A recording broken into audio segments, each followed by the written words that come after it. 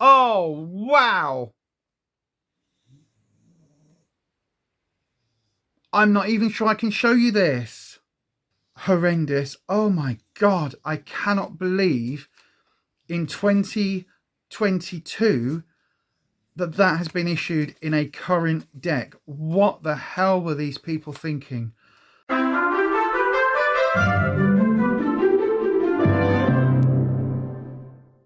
Hi, welcome to the channel. This is Beyond Authentic, where our focus is on all things weird and witchy. My name is Lisa, and today I've got another unboxing for you. Today is the continuation of my total tarot collection unboxing or unbagging.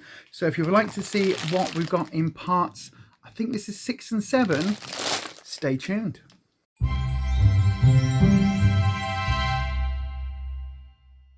For those that don't know, the Total Tarot Collection is a total tarot collection. Basically, one of these sort of build a collection parts magazine things where you get a set of tarot cards in each 2 issues. So each 2 issues, you get half a deck in one and half a deck in the other issue.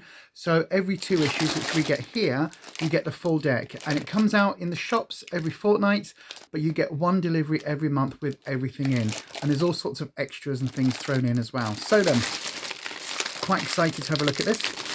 I do know we should have, oh look, we've got all sorts in here. We should have the tarot journal that we were missing from last month's issues. But let's have a look. First of all, we've got the tarot crystals apparently, so that'd be interesting to have a look at what those are. We've got the box for this month's tarot deck. So this is called the Harmonious Tarot. It's a sort of 1920s Art Nouveau type deck. Now, this is published by Lo Scarabeo. So if you know the Lo Scarabeo decks, they all come in these rather flimsy boxes. Already the box that I've got for the Thelema Tarot deck, I've had to sellotape back together because it's already ripped and torn and everything. So yeah, just be aware of that if you are picking up these sets, that the boxes aren't great. So I would recommend putting them in a pouch or putting them in some sort of other box, or taping up the box at the bottom things, just so it's a little bit more secure. Because if you are using a deck in and out, particularly if one of these decks becomes your favorite, then the box will get quite battered. The other freebie that we've got in here is a really lovely tarot pouch, actually, with my favorite card of all time, the Empress. So this is going to become my new tarot pouch for whatever deck I'm using at the time. Love the Empress. She's like my favorite deck. Sorry, my favorite card in the deck ever. In fact, I've got a fabric kind of hanging poster thing of the Empress in the back room where I normally do my Sunday live stream. So that is a Sunday session, starts at 7 p.m. UK time each and every Sunday evening, and I do free tarot readings. So if you'd like to be part of that, again, I'll put a link on screen to one of the previous episodes of that. Right then, let's have a look at what we've actually got. Now, I was expecting the tarot journal because that was supposed to be here. Oh, good news, bad news, apparently. So we were supposed to get a tarot journal with episodes 4 and 5. It then was supposed to be coming with this one. We got a little leaflet that said it was coming with this one, and now it doesn't look like it's coming until the next part. It says, we are really sorry, but have still not been able to deliver your Total Tarot Journal with this delivery as planned. However, we are delighted to tell you that you have received 2 free gifts for this delivery, which we were supposed to get. So we're still missing the tarot journal, which is one thing that I was really wanting. It said the first is your Total Tarot crystals in their handy organza bag, and the second is the stunning Radiant Wise Spirit card pouch. We've done everything within our power to ensure that the journals reach us in time. Unfortunately, due to additional custom delays, they haven't made it to our factory on time. This means you can look forward to your Total Tarot journal with issues 8 and 9. Once again, we're extremely sorry for another frustrating delay. It is frustrating, to be fair. It really is frustrating. It really is. So yes, anyway, there we go. We'll see what happens with that. We've got our 2 cards for the Art Nouveau deck. This is the 2 of Cups and the 2 of Wands. I must admit, I'm not overly excited by this deck. It's just, you know, it is what it is. But I will put those into the box. it's just not my sort of style of deck, to be honest with you. I much prefer a more modern take on the cards. And if you're going to do Art Nouveau ones, you know, I mean, like for a build your collection deck, I've got to say, like, the card stock, it's pretty naff, you know what I mean? It's like on a standard tarot deck, that's fine, but on a supposed extra special one with the gilding and all of this sort of foil embossing, it's just a bit rubbish, to be fair. That's something that always leaves me a bit cold. So disappointed to not have the tarot deck, the tarot journal, but we should have here our tarot deck. Yes, we have. So it comes in 2 parts. This is, as I said, the Harmonious Tarot. So we'll go through this in a second. Before we do, let's have a look at the 2 little magazines that we've got this time round. So we've got issue 6 and issue 7. Again, this has got full details of the Harmonious Tarot deck that we're going to receive. It says, oh, and also introducing intuitive reading. Now that's interesting. I am an intuitive reader by nature. So yeah, it's a little bit about that one. So I'll read that at a later point, but it's quite a big bit actually, sort of 3-page spread about that. It says tarot cards are keys that unlock our intuition and act as triggers to our psychic awareness. The symbology, I thought it said, the symbols and pips reach into the unconscious and give it context and language in the form of impressions and images. Go with what the symbol or card makes you feel. Absolutely. Lots of different ways of reading the tarot, and I do read quite an intuitive one. And then it says, intuitive reading, difference between the decks. Intuitive reading is one of the reasons why such a wide variety of tarot decks exist. A deck may be chosen to suit the mood of the reader or the querent, the person having the reading. If you can hear the dogs snoring, by the way, they're just below where you are now. So that's why. So apologies for that. It is quite late as I'm recording this. It says it's a good idea to look at the differences between the decks and discover whether some speak to you while others remain silent. Every single deck has its own personality. Some decks are like me. They can talk for England, and some decks are almost monosyllabic for me. So yeah, I totally agree with that. Then we've got our in-depth look. The card in detail is the Hierophant. Now this is really interesting for me, all of their descriptions, because it's always very different to mine. So I would read the Hierophant as being a male figure, normally an authoritarian figure, possibly connected in with church or state, very much by the book. What they say goes. They wield a lot of power, a lot of authority, and basically it's kind of the spiritual element of our lives that they wield the power over, not the physical, but everything else. So psychological, spiritual, emotional, that's kind of where the Hierophant comes in, particularly if you are somebody who follows any type of faith. So for me, that's how I read it. Let's see what it says here. It says guidance, but dogmatism. For me, the dogmatism element comes in much stronger than the guidance. I don't really see the Hierophant as guiding me. I see them trying to dictate what I do. So it's that dogmatism element.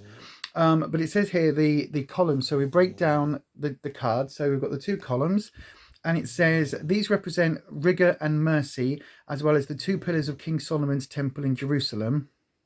Right. The 3-tiered crown. Again, not every deck has this. This is going on the basic Rider-Waite-Smith imagery. But 3-tier crown, this signifies the ability to direct one's thoughts in the material, intellectual and spiritual worlds. Okay, the 3-tiered cross, a symbol of the 3 theological virtues, faith, hope and charity. The papal coat, this displays the Hierophant's authority in spiritual matters, right? The clerics, the 2 figures that we've got, the figures kneeling before the Hierophant symbolize addressing spiritual authority via prayer and earnest request. Okay. And the keys, these symbolize the Hierophant's ability to guide others, as well as his possession of the keys of knowledge and wisdom. I've never got that with a Hierophant. For me, the Hierophant doesn't bring me knowledge. For me, the Hierophant is the keeper of knowledge. It kind of keeps that knowledge locked away from us.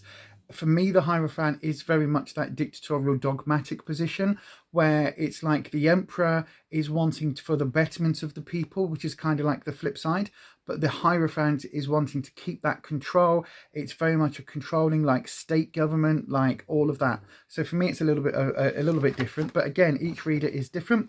Then we go into a bit more of a breakdown on the Hierophants, some lovely pictures of different Hierophants in different decks. But then we've got bits on the Harmonious Tarot deck talking about the imagery. It's very, very Art Deco. It really is.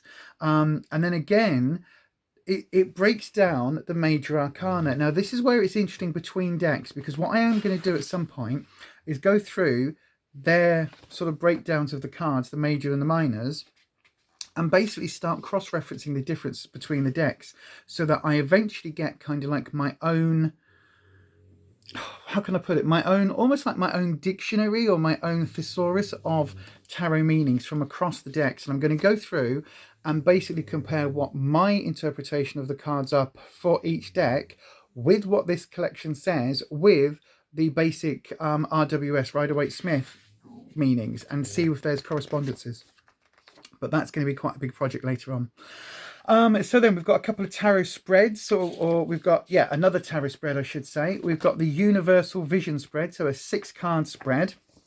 This I find really interesting.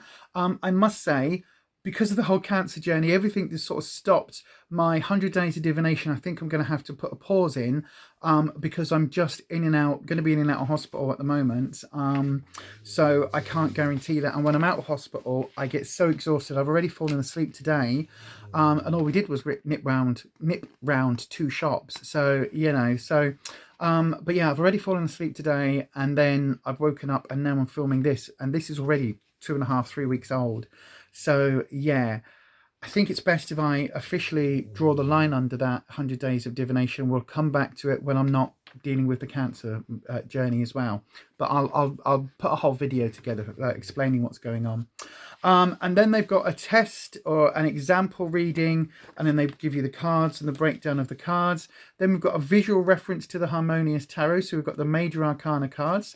So you can see there what they all look like, but we'll go through that in a second. Let me just see what the Empress looks like. Okay, I mean, it's an Art Deco deck. And then we've got the glossary. We're now up to N, O, P and Q, and then there's a couple of tips here which says find out about the Universal Vision spread, meet the Hierophant. Oh, so basically this is just telling us what we've just had in the magazine. So yes, the issue 8 is definitely going to be the Tarot de Marseille. It's the Marseille Tarot. I think it's the slightly more modern, slightly more, or it's the Lo Scarabeo copyright version of the Tarot de Marseille, the Marseille Tarot. I think that's what it is. But again, we'll find out next month, won't we? So then the 7th part of the magazine, or the second part for this month, again, it goes through a bit more of the spread, a bit more of this deck, at least it should do. Before it does, we've got balancing the spread. A reading doesn't always require a card-by-card interpretation. Using the balance of the spread technique, a reader can find meaning based on the relationships between the cards. Now, that is really interesting. There's various different ways of reading, you see, and this is something that I am learning. And I've been doing this, what, 27 years ago I picked up my first deck, and this sort of this in between, this sort of liminal way of reading, if you like, where you are balancing the spread and you're looking for that connection between the cards that you're drawing. That's a new technique for me, so I am going to look into that. There is a whole thing about the numbers as well. But it's not quite the numbers that I would use on the deck. So like the 2s represent coupledoms coming together, troubles between couples, all of that. It's got there's a different sort of setup, if you like. But anyway, let's go through this. So it talks about that type of reading. We've then got the card in detail is the Lovers. Now I should be able to show you this, but there are, because of YouTube's silliness, I might have to just sort of blur out the figures, or just kind of keep my hand over the figures, because we've got the 2 naked figures. But it talks about, so we've got the angel at the top of the deck, which is a symbol of blessing and the sanctity of a higher power. Again, I can take out all the Christo Judaic sort of elements of this and just find the non-theological meanings behind the tarot deck, the sort of, for me, the Akashic meanings. We've got the Tree of Knowledge. So there are those depicted on the cards, and the Tree of Life. We've got the Snake, Garden of Eden things, the Nudity, a state in which one can be completely vulnerable in the presence of another.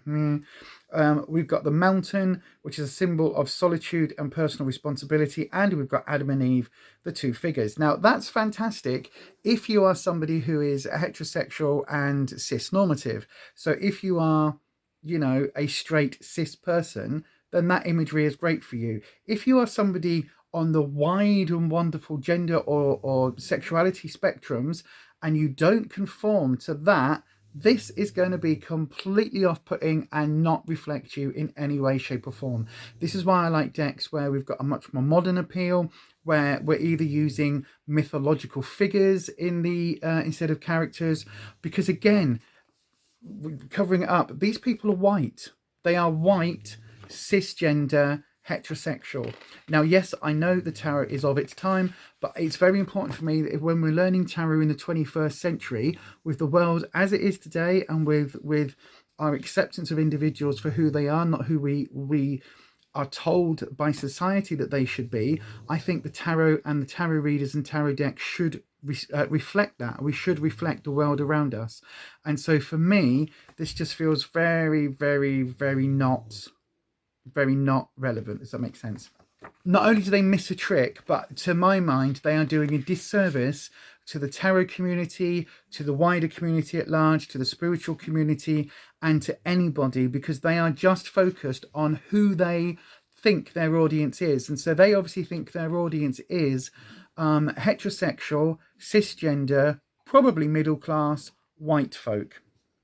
That's who this very much is aimed at, or at least that's who they're representing and holding up to be, you know, the role models on the cards that they're using. There are plenty of decks that have people of color. There are plenty of decks that have people with different disabilities. There are plenty of decks that have same-sex couples or trans couples or non-binary couples. Plenty of decks that represent that now, that have that element of diversity. And this magazine has chosen not to include a single one. Now, it may well be that none of those decks are published by the Lo Scarabeo, in which case you've got to then question why none of those decks are published by Lo Scarabeo. So again, that just puts a little pinprick in that for now, because that is something I will come back to, the lack of diversity in this collection. But then we'll go on for now. We've got the Elemental Key, so another 5-card tarot spread. So I do like, as I say, the different spreads that are in here. And it does seem to use some crystals, but it doesn't necessarily say what crystals or why we're using them. So again, so far, I don't know why we have the crystals included. We've got some preparation rituals.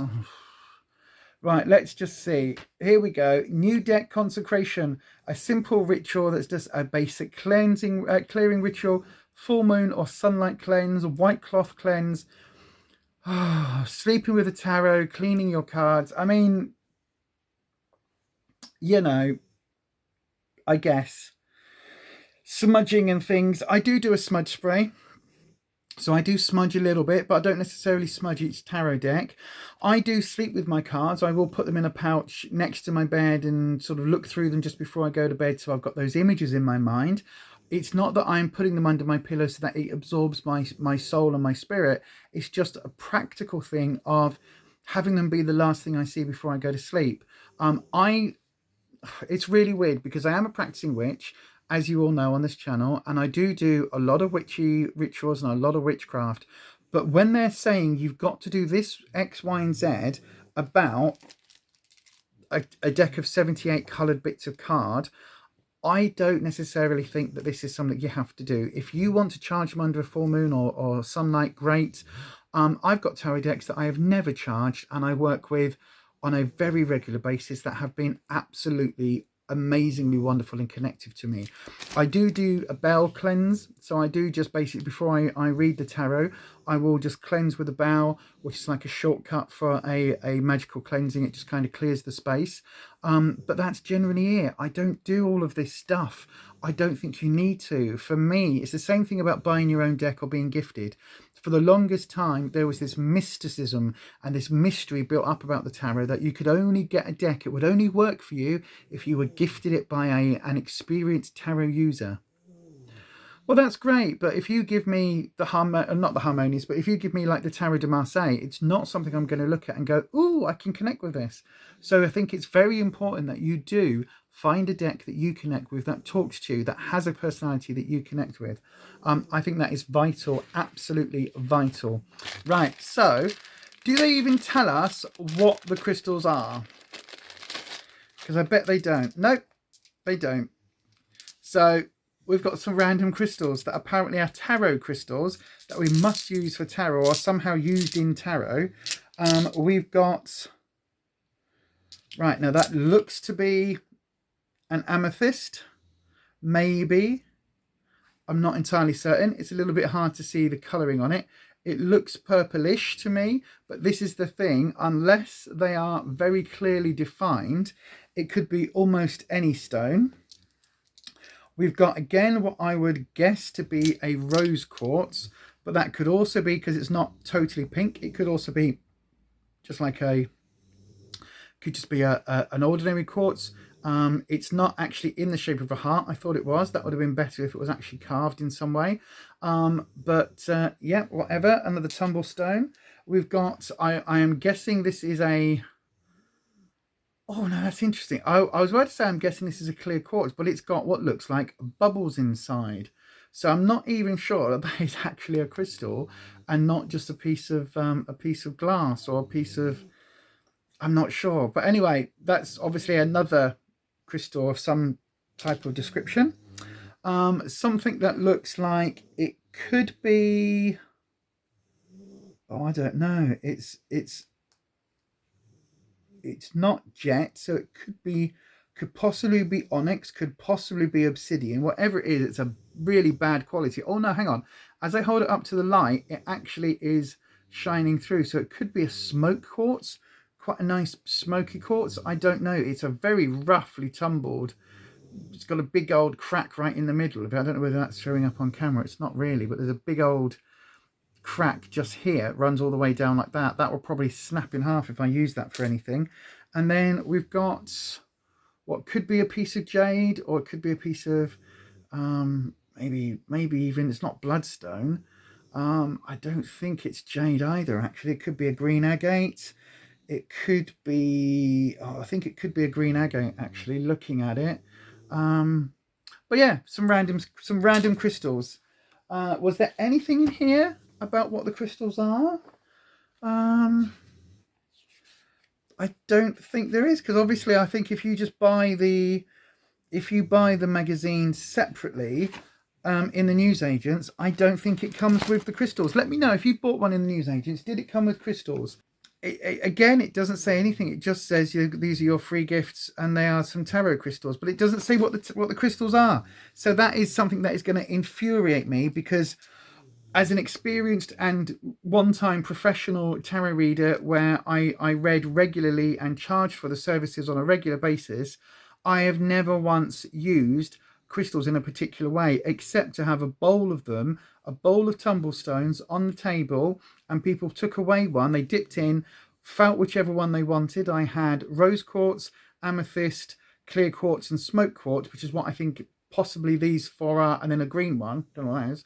But I had bowls of those on the table, and people could pick in and pick one of the tumblestones to take with them, and I would then give them a little slip of paper to say what that stone related to, just as another keepsake for them, as a little gift, if you like, for them to take with them. So I've never used them in connection to the cards. I see them used all the time on social media for pick a card readings, where they literally have, you know, these are the cards, and then they put the crystals on top and go, oh, what are you drawn to?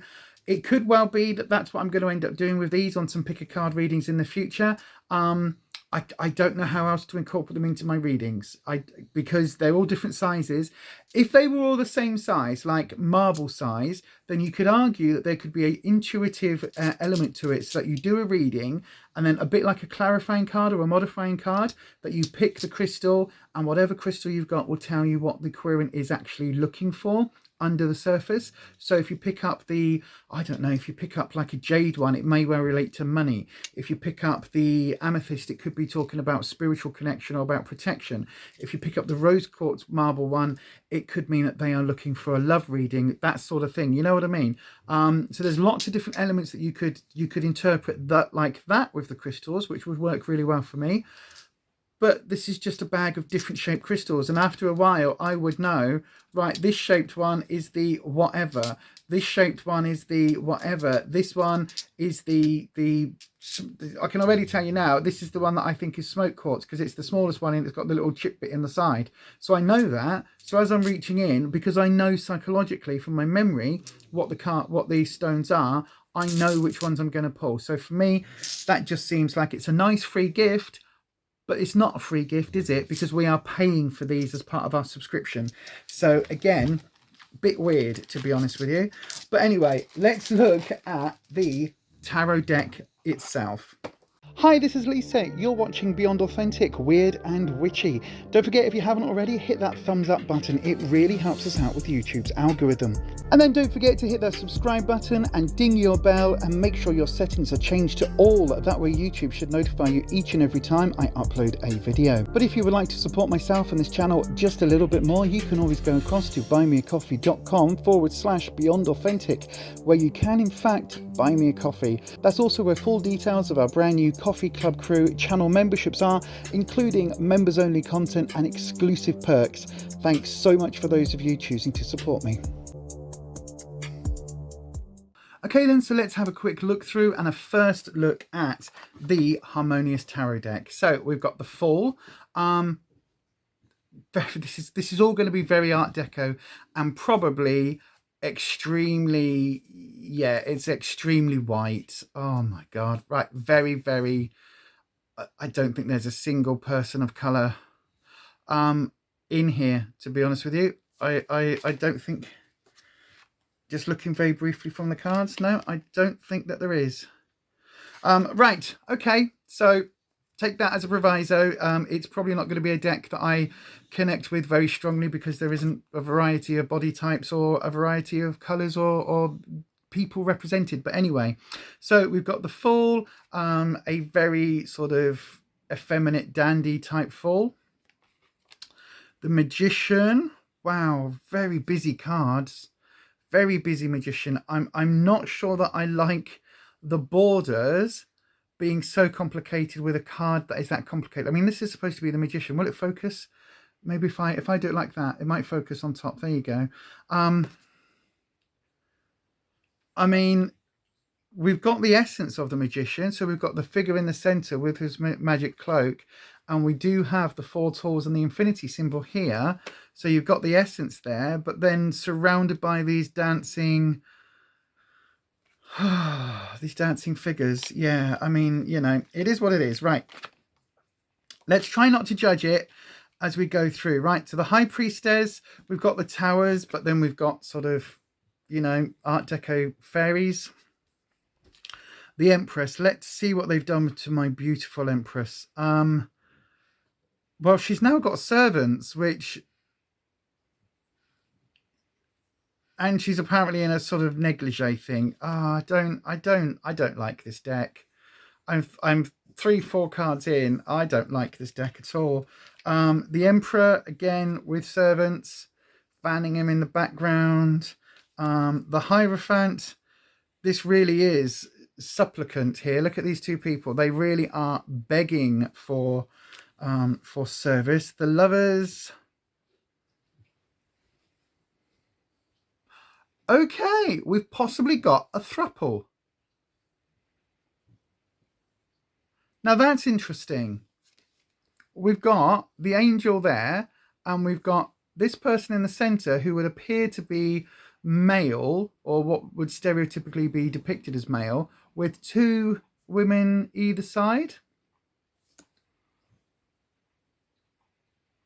I'm not sure if that's supposed to represent a throuple, but it certainly gives that impression.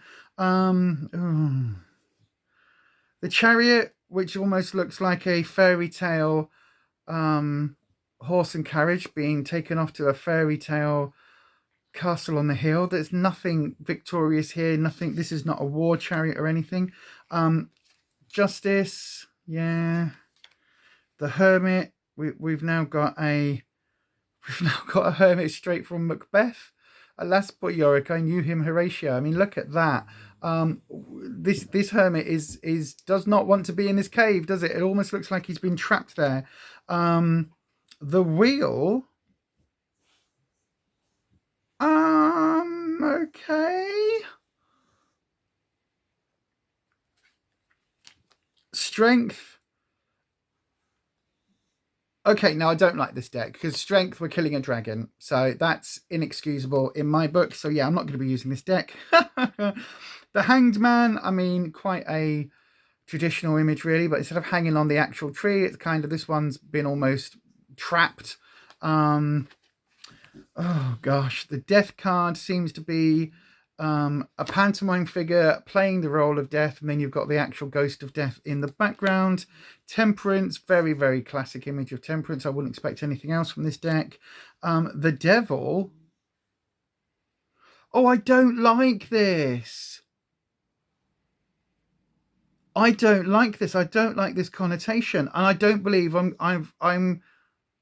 Tell me if I'm wrong about this card, right? So the Devil here, does that not appear to be a mock Eastern sort of Japanese samurai type figure, riding on the back of this Black Panther-y cat, which again has connotations in with that culture, but this looks very much like a traditional sort of Japanese type image. I don't like that connotation, especially with this samurai sword going on here.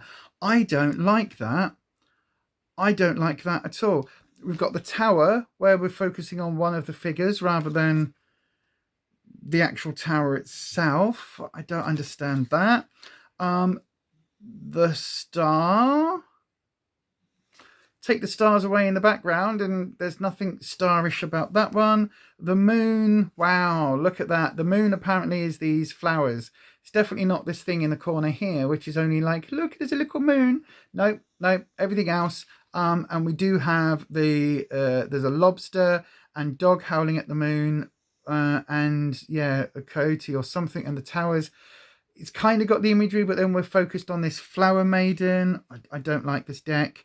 The sun with not a single cherub, but child or anything in it. There's nothing new life about this. I would have expected more as the Lovers card. So yeah, Judgment. Hang on, what even is on this card? I'm looking for my glasses. 4 angels with the trumpets of the angels calling. I don't know if that's supposed to be a fallen figure there or a stream or the world. I mean, there's nothing world about that. Look, it's kind of the standard image, but this does not look like a globe. It doesn't even look like a stained glass painting. It looks like one of those sort of Macintosh 20s era plates that would stand against the wall. You know, the sort of the round figures that you see on Antiques Roadshow sometimes. And then we've got the minor arcana. So again, these might as well be pit decks. So this is definitely not a deck that I'm going to be keeping. However, apparently we've got Native American headdresses coming in, even though the person seems to be pale. So yeah, this is not a deck I'm comfortable with. The 10, the page looks okay. The pages look suitably dandyish. The knights look suitably rakish. The queen, now this is what I would expect to be very similar to the Hierophant in iconography, to the Empress in iconography. I would expect her to be surrounded by abundance and wealth and all of these lovely trappings. And apparently we've got a ram's head because, you know. And the king, again, oh, wow. I'm not even sure I can show you this. Wow.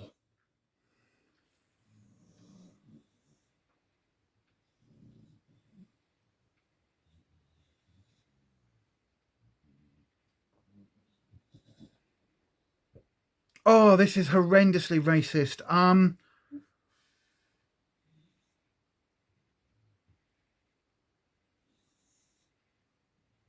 This is 21st century. Oh my God. This is not even going to be an old tarot deck. So I'm going to cover up. There are two images of what would appear to be black children, possibly in the role of slaves. But they are, if you can imagine, the worst possible depiction, i.e. they have jet black skin, white eyes and white lips. So almost like the oh my God, almost like, what was it called? The black and white minstrel show. That depiction of two slaves is what we have for the king. I'm going to cover those up. And the king itself looks like an Egyptian pharaoh type image. That is